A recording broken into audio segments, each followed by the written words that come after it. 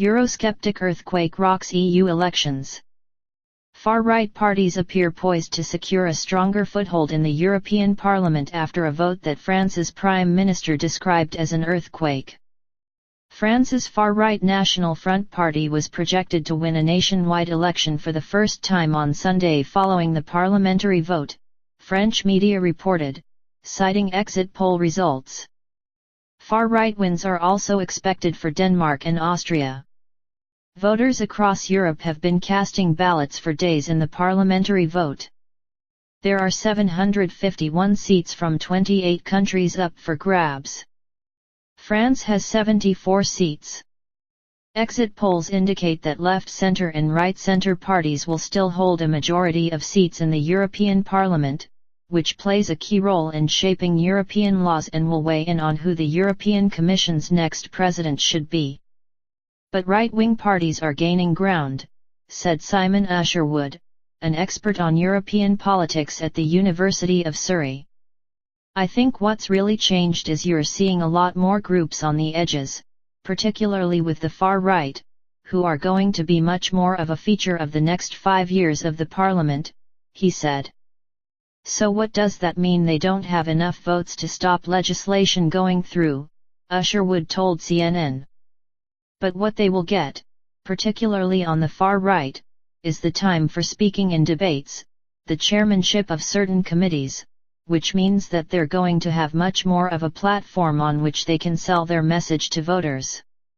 In France, the National Front won an estimated 25% of votes, according to French media, coming in ahead of the centre-right UMP, which scored 20.3%, and President François Hollande's Socialist Party, which came in third with 14.7%.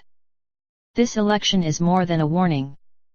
It is a shock, an earthquake, Socialist Prime Minister Manuel Valls said, according to a summary of his remarks posted on the French government's website.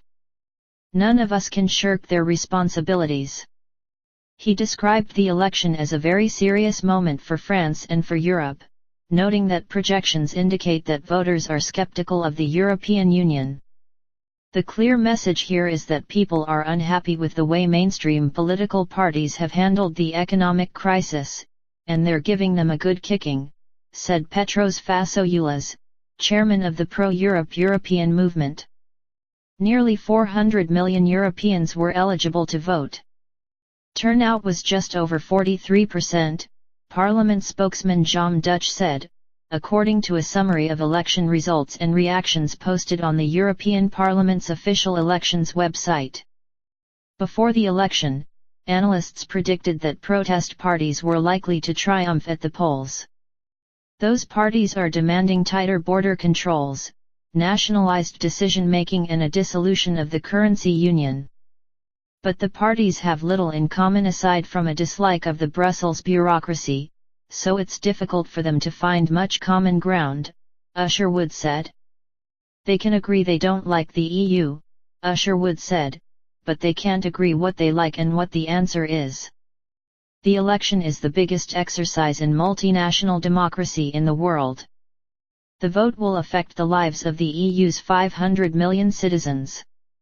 The Parliament's powers have expanded since the last election in 2009, and it is hoping to have a decisive say in who gets the EU's top job, President of the European Commission. The frontrunner for that will now be EP candidate Jean-Claude Juncker, though that would need the approval national government leaders, which is by no means guaranteed, correspondents say.